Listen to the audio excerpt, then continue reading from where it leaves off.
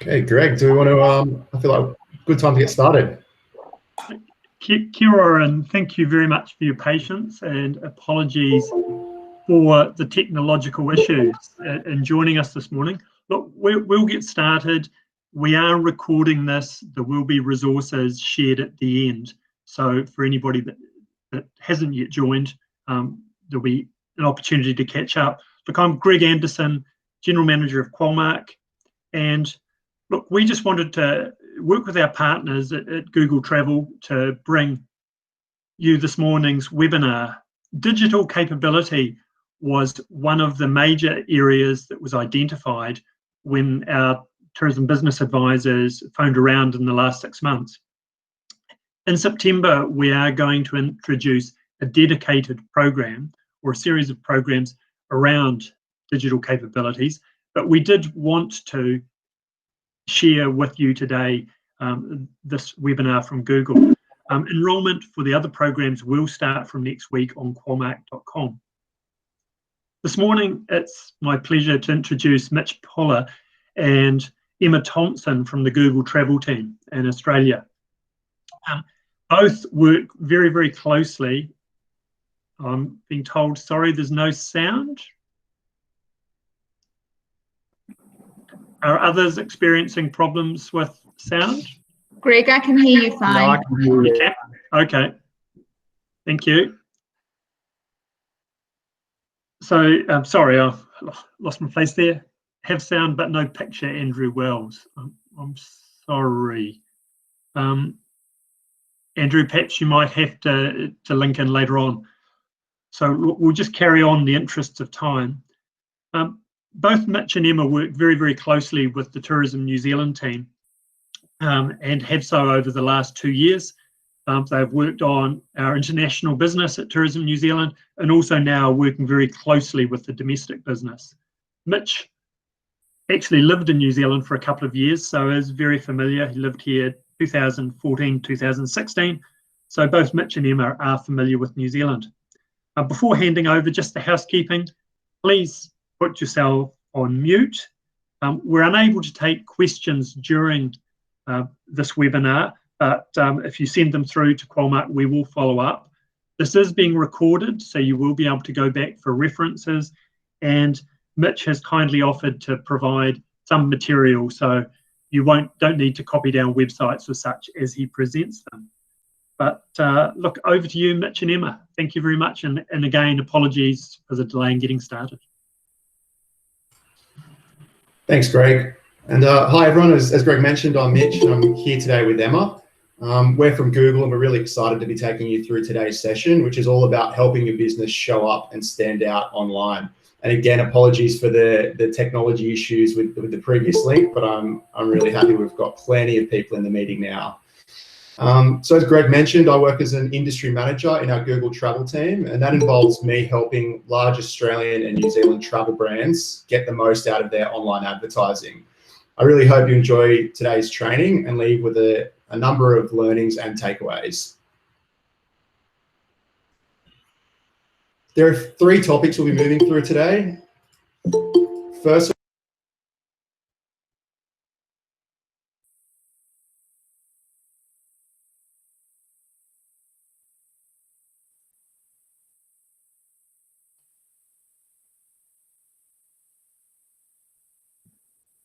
Mitch, you've gone to mute. apologies. I was letting people back in. Cool. So let me just rerun through the agenda. There are 3 topics we'll be moving through today. I'm not sure how much of that I muted, but first we'll look at how you can get your business online by creating and updating a Google My Business profile. Second, Emma will be deep diving into how you can reach new customers with online marketing.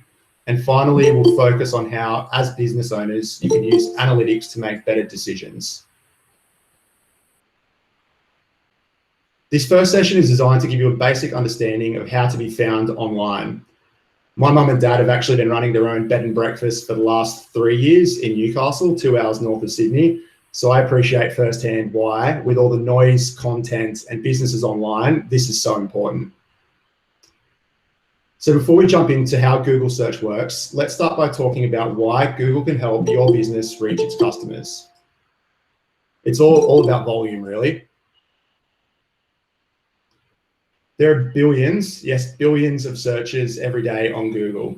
Each search is an opportunity for a business to connect to people who are looking for information, products or services.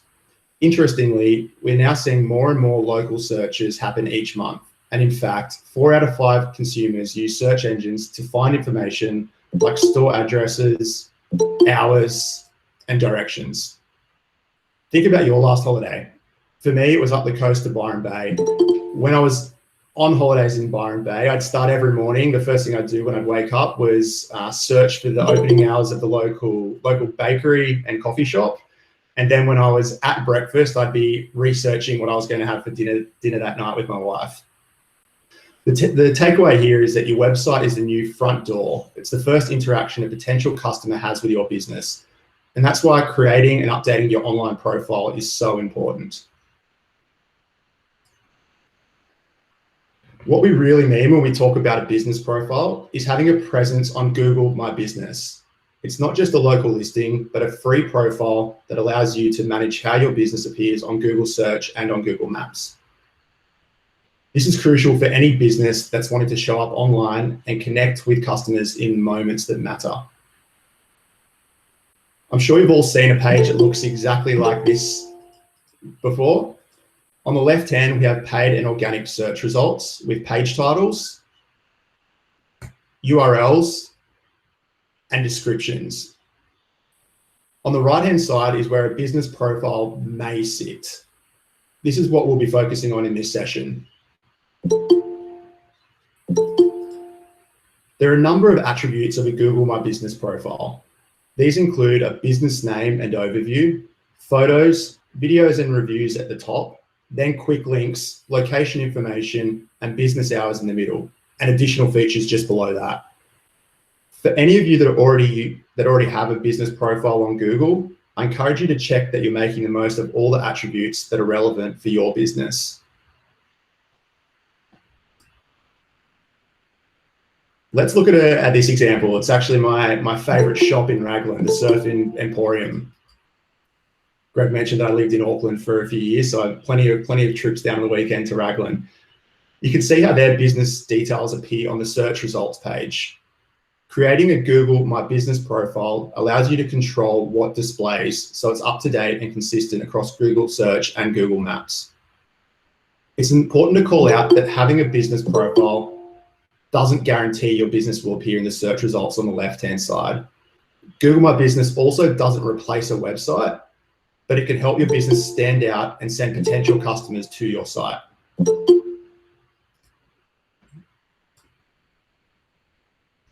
Businesses with a Google My Business profile that have storefronts open to customers, as well as those that meet with customers in local service areas, can also appear on Google Maps. People visit 1.5 billion destinations every month related to their searches on Google. As I mentioned, these people are searching locally. And in fact, more than 30% of all mobile searches are related to a business location. Having an up-to-date profile with location information and directions will help customers connect with your businesses. Now, we should be clear on what a Google My Business profile is, and if you haven't already, how to get started on setting one up. Let's take a closer look at the benefits of having a profile for your business. For many of you, this may be a fresher, so please sit tight for a couple of minutes, but there are a few important points. Business profiles on Google My Business can only be created for businesses that either have a physical location that customers can visit, like in my case, it was a bakery, or that travel to visit customers where they are. So think of something like a plumbing service. The general rule is that a business must make in-person contact with customers during its stated hours. Now, if you don't already have a profile, I'd ask you to visit either now or following this session, google.com/business and click Manage Now to get started. Now, as Greg mentioned, I'll be sending through these links as a follow-up. Once you've visited that URL, You would then sign into the Google account you use for your business or the Google account you've dialed into this Hangout from today. If you don't have one, you can easily create one at accounts.google.com/sign up.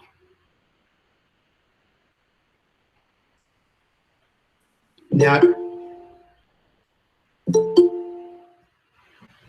you'll be asked to verify your connection to this business. You have a few options on how to verify the business, so select the one most convenient for you. A major benefit of a business profile with Google is how it can help keep your information as up to date as possible for your customers. There are several options to keep your business profile with Google up to date. These include adding attributes to help your profile stand out. We've recently added new attributes, so this might be something new for people that already have a profile, such as takeaway and delivery. So businesses like restaurants or cafes can show they still offer services during lockdown. Updating your operating hours, and if your business has special hours throughout the year, like for holidays when you're closed, you can also specify particular dates to help shoppers know when you're open for business. If necessary, you can also mark your business as temporarily closed if you're not able to operate during some of these difficult periods. Third, you can use posts as a way to communicate important business changes or updates to potential and existing customers. You can also make all of these updates and more with the free Google My Business app for Android and Apple devices.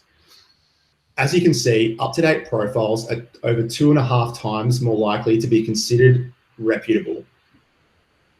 It's important to not only keep your profile up to date, but to be active by posting, uploading photos, and so on. Now, as I've touched on, another set of benefits a Google My Business profile offers is a different way to connect with your customers and in turn start to understand their behavior. There are a number of ways to communicate with customers on Google My Business. With the app, you can chat directly with customers by turning on messaging. You can respond to customers and help answer their questions. This is an effective way to build customer loyalty. Once your profile is verified, you also have the option to read and respond to reviews. The timeliness and professionalism of responses will demonstrate your ability to listen to customer feedback and can positively influence potential customers. You can also add or change your phone number so customers can directly reach you. And this can be changed to a mobile number if you're not operating from your storefront during these times. If you don't have any photos or marketing resources, the Google Marketing Kit is a free tool that provides customizable posters, social posts, and more to show off what makes your business unique. And we've recently added new assets that include messaging that can inform customers about changes to the business due to COVID-19. You can find all of these assets at www.marketingkit.withgoogle.com to get started. And again, we'll be sharing these links as a follow-up. Okay, we've covered a lot during this session, and I understand there was a pinging bell going off early. I hope that's been resolved. But let's quickly recap what we've looked at. We've started by looking at the many features of a business profile on Google, including location information, photos, and reviews. Then we breezed through how to create and verify a profile. And finally, I highlighted the benefits of keeping your Google My Business profile up to date and using it as a tool to communicate one-to-one with your customers.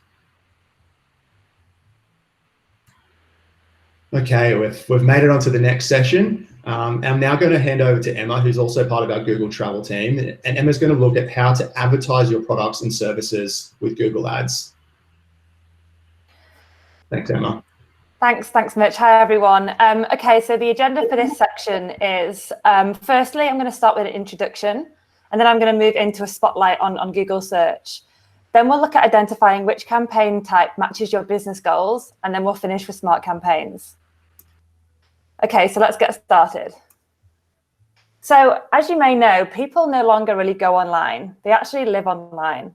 I'm not just saying this because it sounds good, but it's actually what our data is showing. One study published recently estimates that the average person spends 6 hours and 42 minutes online every single day. For businesses, you can see that this is great news, but it's also a challenge. Today's consumers are deeply connected to the web, but it's not a simple or linear connection. It's extremely complex. And there's many reasons why people go online, many ways for them to find information, many devices to search on. And all this results in a really complex customer journey on the web. So you can see an example of this on the slide. Say, for example, there's a man and he wants to go on an adventure holiday. So the first thing he does is go to Google search and searches for best bungee jumps in the world, clicks on an ad and then reads an article. He then visits a website to find some prices for flights, accommodation, car rental, and bungee jump operators, everything that he needs for his trip. He then goes to YouTube and watches a video on bungee jumping in Queenstown and actually gets a bit scared and realizes that he's just not that brave after all. Instead, he goes back to Google search, searches for a different type of holiday. So let's say a relaxing beach holiday on Google search, and then ends up making a flight booking via the airline website. Think about what you did online this week, or maybe even this morning. Did you search, visit a website, read a blog, or watch a video? Chances are that you did at least a couple of these things. And the bottom line is that today's online consumers look at multiple sources to find the information they need, and they're more informed than ever. This is great, but it also has really important implications for you and for your business. So where does Google Ads fit into all this? Well, we can help you reach your customers across every stage of that complex consumer journey online. You can also track and measure performance of your campaigns and see real-time results. You can control your budget and adjust your investment according to your performance. You can also edit, pause, or cancel your ads at any time, giving you complete flexibility.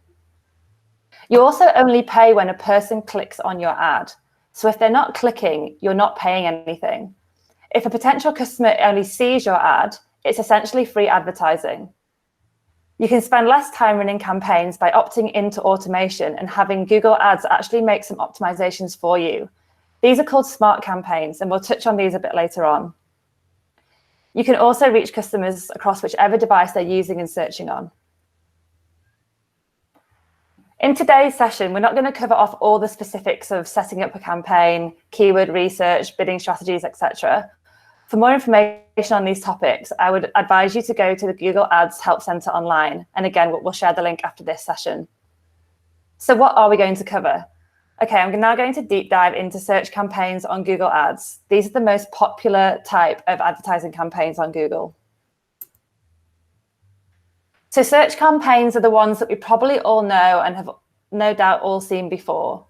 When someone goes to Google and searches, text ads can appear above and below the organic or non-paid search results.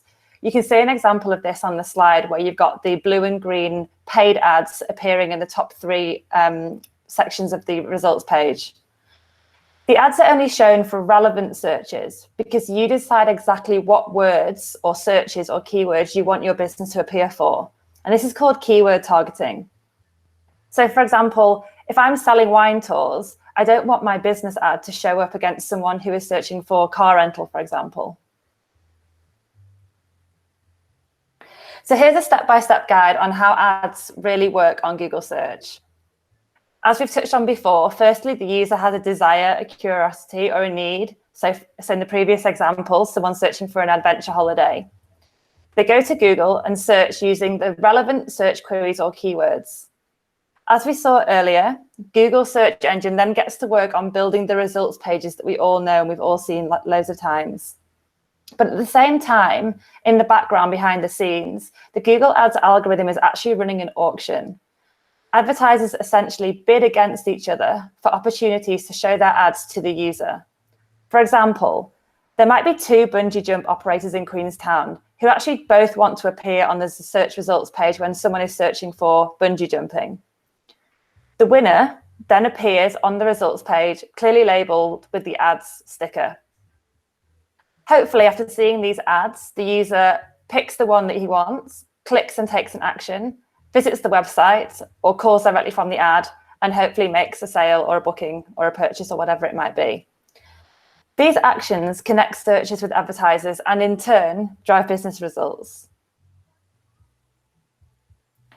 So here's what a search ad actually looks like. And we've probably seen these numerous times before. But if I look at the two here, I'd definitely be more compelled to click on the second ad. This is why ad extensions are so important. Notice how much bigger the second ad is.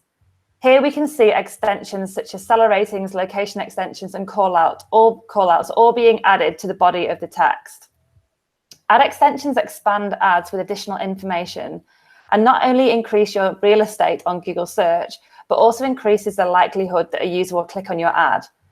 All these ad extensions are optional extras and incur no additional cost to adding these to your ads. There are many other types of ad formats that Google provides, such as display, video, shopping, but unfortunately, we don't have time to cover all these today. There are separate trainings on these on the Grow with Google website, which again, we'll share after this session. What we're going to cover now, however, is how to select the right campaign type and set your advertising goal on Google search. So let's jump in. When you create a campaign in Google Ads, you actually just start by setting your goal, selecting your goal from the list. It's really logical and very easy for us. Once you have a goal in mind, think about how we can give it more structure. One trick for this is to incorporate the SMART framework. So firstly, when you're setting your goal, think about, is the goal specific? For example, what kind of goal are you setting? Is it a booking? And if it's a booking, are you looking for group bookings, weekend bookings, discount bookings, for example? M is for measurement. Can you measure the goal? Is the goal based on a number or a metric or a percentage? A is the goal attainable? And is it achievable? There's no point in setting goals that just aren't physically possible to reach. R is for relevancy. So is the goal relevant to your business? Is this a goal that your business actually wants to achieve? T is for time sensitive. So when do you want to achieve this goal by? Is it by the end of the month, end of the quarter, end of the year? Okay, so let's say your goal is to sell a product or service on your website. If that's the case, you can then select sales as your campaign goal. In addition to this, make sure that you're also setting up features that can help track and measure success, like conversion tracking and Google Analytics goals. This way you can measure in real time how many sales your Google advertising is delivering to your business. Some of you here may not sell products or services online. Your goal may be to generate leads, such as email signups, registrations, form completions, etc. If this is the case, you can then select leads as your campaign goal, if this is what's most important to you in your business. And if the objective is just about driving traffic to your website and you want that focused on driving a specific action, you can then just use website traffic as your goal here and maximize the traffic that goes to your website. And finally, product and brand consideration. So product and brand consideration is relevant if your goal is actually to encourage potential customers to consider your brand when they're researching. The goal of this campaign is to target a wide audience and inform as many people as possible about your brand. It's not primarily about driving traffic to site or delivering an online booking or a sale. This is about promoting your brand and getting in front of as many people as possible so that when they come to Google to search, they'll think of you and hopefully search for your brand. Note for these campaigns that display and video are the best formats to use for meeting this objective. And there's one final campaign type I haven't touched on, smart campaigns. These are designed for ease of use and low-level ongoing maintenance. Smart campaigns are a solution for small businesses. One big advantage of smart campaigns is that a lot of the work is automated and a lot of the heavy lifting is done for you. For example, you don't need to create keyword lists. This is done automatically based on the content of your website, as well as the business category you select. So there's 5 steps involved in setting up a smart campaign, and it's really easy. Firstly, like we've discussed, you select the campaign goal. Are we trying to drive a sale, a lead, website traffic, etc.? Then decide a target location. Are you trying to target the whole of New Zealand, or is your product or offering specific to a certain state or city? Then describe your product or service. Think about what best describes what you're trying to offer. Then write your ad. Make it compelling with a strong call to action, and consider adding in extensions, as we've seen in the previous slides. Then lastly, set a budget and you're good to go. There's just a few things that you can then tweak. By default, ads are scheduled to run all of the time, but you have the option to choose days of the week and times of the day when your ad is eligible to appear. This would be especially useful if your ad's goal is, for example, to drive phone calls, but you don't answer calls after hours or you don't open on certain days. Earlier, I mentioned that your ads are automatically shown on relevant search queries. You can't manually add search phrases, but you can deactivate a phrase that's not a good fit for your business by toggling the status on and off. For example, we wouldn't want our ad to show against bungee jumping insurance searches, for example, as the user here is looking for a different product. So we can add that search in as a negative keyword and ensure that we don't show up in the results. This also allows you to not pay for any irrelevant clicks that go to your website. If you want to receive phone calls, make sure you turn on verified calls to receive reporting on the time, duration, and geographic location of that call. You can then use these insights into making more informed business decisions. So that's the end of part 2. It's just one more section to go. So just to recap, you can get started with Google search at ads.google.com. You'll have the opportunity to advertise across search, display, shopping, and video networks, depending on your goal, although today we only touched on search campaigns. We also ran through a more automated smart campaigns as a super easy alternative to get you started. I'll now hand back over to Mitch, who's going to take you through the analytics section. Thank you. Thanks, Emma. Cool, so let me just make sure I'm off mute, all good, and I've turned off the dinging bell when people dial in. So yeah, so far we've covered managing your online profile on Google My Business and the various campaign types available on Google Ads. And as Emma mentioned, I really think that the smart campaigns are the way to go. We're now going to look at how, as business owners, you can leverage all of the data available to you to target the right users with the right strategy. I love this quote. Data makes your briefcase heavy, insights make you rich. Where we're going with this is basically getting data is no longer a problem. In fact, 90% of the world's data was created in the last 2 years. With artificial intelligence and machine learning, this will continue to accelerate in the years to come. Now, the goal of this section is to combine your business knowledge with the data available to you online and make better and more informed decisions. Before we go further, let's define some terms that we'll be using in this session. Data is information you obtain from users, like demographic information, behavior, and activity. Analytics are patterns and trends discovered in the data. And insights are the value you gain from data and analytics. Insights should be actionable and prescriptive. In other words, it allows you to know what to do next. Here's an example. Let's assume you have an e-commerce website where people can buy and transact. Data shows you had 1,500 site visits in the past 30 days. Now, analytics shows that 30% of people accessed your site from mobile devices. Insights reveal that visitors using mobile devices are 60% more likely to convert, and that's where things get interesting. Now, I want to introduce you to the mother and daughter team, Tracy and Danny. In 2010, they took cake decorating classes. Their passion became a business, and then they opened their first store in October 2011. As their reputation grew, they received hundreds of shipping requests, but they couldn't find a way to ship cupcakes and have them arrive fresh and intact. That's when they came up with their big idea, cupcakes in glass jars. By filling jars with layers of cake, frosting and filling, the cupcakes stayed fresh for 10 days without refrigeration and could be shipped easily. News spread quickly about this idea, and Wicked Good Cupcakes became the go-to site to buy unique baked goods online. Everything they do is still homemade and made from scratch, so there's no mixers involved.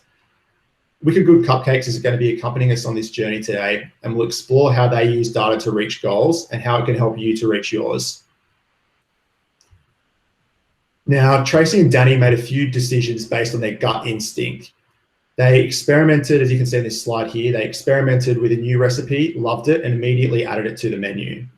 They cut prices when sales were down, and they assumed their target audience was women aged 35 to 54. Now, these actions might prove to work out, but data could have made Tracy and Danny more informed. If Wicked Cupcakes monitored Google My Business reviews, they may have learned that customers really don't look for a seasonal flavor, or that there is actually a trending ask for a different flavor. Instead of cutting prices when sales are down, a business could use these insights to introduce different promotions or products, or in this case, flavors of cupcakes. When they first started, they assumed their customer base was primarily females aged 35 to 54 and based their marketing initiatives around this assumption. Once they drilled into their analytics, they learned that the biggest market was actually people 25 to 34 and were then able to adjust their marketing strategy.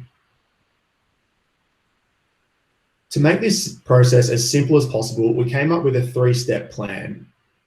First of all, outline your business goals. Second, what information do you need to achieve those goals? And the third step is to know which reports to view to generate some quick insights about your business. Let's start with goals. Start with the outcome in mind, that being, what do you want to happen? What are you trying to achieve? Everything you do should support your goals.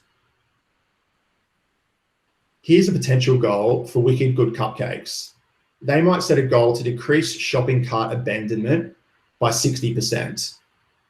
This is definitely a SMART goal, and Emma spoke to SMART goals previously. It's specific, it's measurable, attainable, relevant, and time sensitive. I encourage everyone in the audience to, either now or after this session, write down a SMART goal for your business. So now we've got our goals, let's look at questions we need to be asking in order to meet those goals. There are 4 categories of question you should be asking, one for each stage of the customer journey. So again, reach questions ask, how do my customers find me? Engage questions ask, what do they look at and engage with? Convert questions ask, do visitors become customers? That's really important. And finally, sustain questions ask, do my customers return? Think of reach as the first stage in the customer journey. In Wicked Good Cupcakes' case, they might ask, what are people searching for? Who is my audience? And how do they find me online? Those are important reach questions. Next, engage questions. Engage questions involve discovering how or if people who find you interact with your site. Do they navigate to more than one page on your website? Do they watch your videos? Do they search for things on the site, or do they simply download a PDF with more information? Conversion turns site visitors into paying customers, which is what we all want. Convert questions help you find out how or if that is happening. Once people find you online, do they take further action? Do they make a purchase? Do they sign up or schedule an appointment? To meet their goals, Wicked Good Cupcakes can ask, how many online orders did I receive in the last month? Now, sustain questions turn your customers into loyal customers, those customers that keep coming back. Sustain questions help you understand what customers say about you online. Do they like your products and services? To meet Wicked Good Cupcakes' goal, they might ask, what are people saying about my business online? Right, so we have our goals and the questions we need to ask. Now let's talk about which Google Analytics reports we can use to answer these questions. The tool we use to answer our questions and in turn hit our business goals is Google Analytics. GA, as we call it, is a free tool and one of the most popular website analytics tools available that helps you better understand customer experience. For those of you who aren't using Google Analytics, you can access it at google.com/analytics. Google Analytics can help you answer, reach, engage, and convert questions about your business. Now, I know that Google Analytics can seem super complex and a little bit scary, and there's a million ways to mix and match segments to produce reports. This is an overview of the categories and how you can mix and match filters to produce reports. The real-time report shows impact of marketing efforts in real time. So that means what's happening right now on my business's website. Conversion reports help you understand what channels or website pages are driving valuable actions for your business. Audience reports provides insights into the characteristics of your users, such as their demographics, their interests, their geography, and their language. Acquisition reports shed light on how users are finding your business online. This relates to our reach questions. And finally, behavior reports. These tell you how new and returning visitors are behaving on your website, and this relates to our engage questions. Cool. So real-time reports shows the impact of marketing efforts immediately. This is powerful in helping business owners to determine if a new web page is being viewed or if it's working. It helps you determine if a one-day promotion is driving traffic, and it also helps you monitor the immediate impact of site traffic from a post or a social post. Not only does this allow us to measure the impact of our marketing efforts, but it means we can better prepare for future activity. Next is acquisition reports, and these help us to answer our reach questions. This is the first stage of the customer journey. Where do customers come from? Is a question that could be answered from this report. Wicked Good Cupcakes uses acquisition reports to find out how people are searching for them. They then use this to drive site content and advertising messages.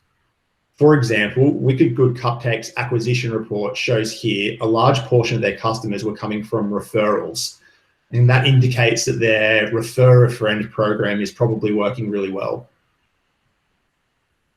Next report is audience reports, and these provide insight into characteristics of your users, such as demographics, interests, geography, their language and behavior, technology they're using, and devices. Business owners often have preconceived notions about who their audience are, and Google Analytics helps you learn more about your audience and potentially detect a mismatch based on your assumptions. Remember earlier, we mentioned that Wicked Good Cupcakes initially assumed that their target audience was females aged 35 to 54. Wicked Good Cupcakes used that information to drive their marketing initiatives. However, once they drilled into analytics, they realized that their biggest market was actually people aged 25 to 34, and this helped them adjust their marketing strategies. Next report is behavior reports, and this helps you to answer those engage questions. Once a user lands on your website, how are they interacting with the different content and pages? More specifically, behavior flow reports visualize the path users take on your website. It helps you discover what content keeps users engaged with your site and identify potential content issues.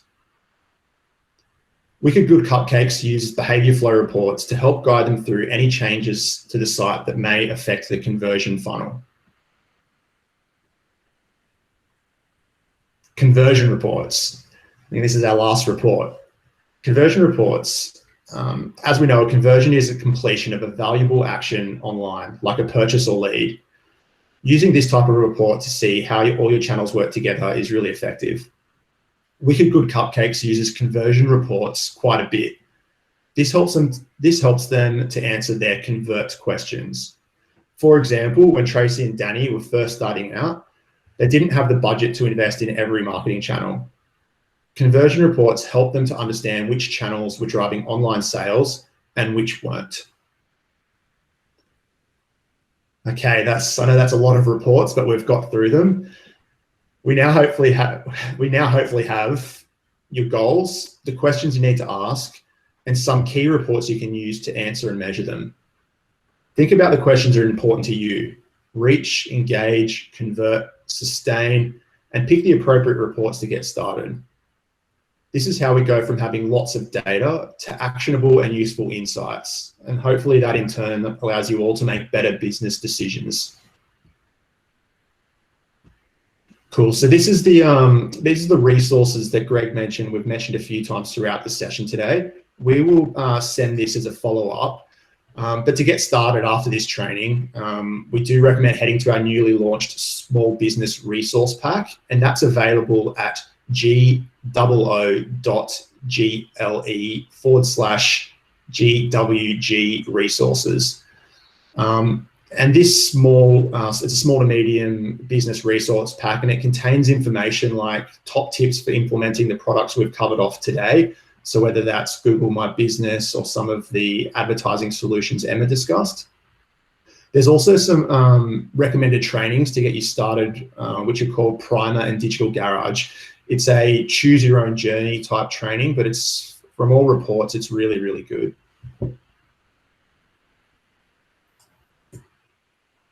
Cool. I'm really happy we're able to get through all of this content despite the tech issues at the start. But again, thank you so much for joining us today and switching from the original link to this link.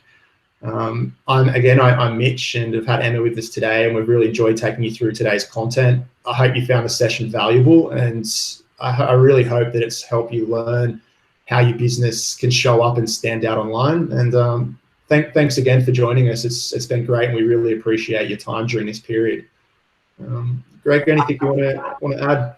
Look, just like to thank you both, Mitch and Emma. Oh, no, gotcha. Sorry, just like to thank you both, Mitch and Emma, for taking the time to present to us today. Look, again, apologies for the disruptions at the start. As I mentioned in the introduction, from later on next week, there will be a piece up on the Qualmark website identifying a whole range of different ways that we can work with you in helping navigate this digital ecosystem. So please watch out for that. Tourism business advisors will be in touch with many of you who have signalled that you want further development in this area. But look, I encourage you to take up the opportunities over the coming weeks. But thank you again for your time this morning. Hope you got a lot out of it. Thank you very much. Cheers.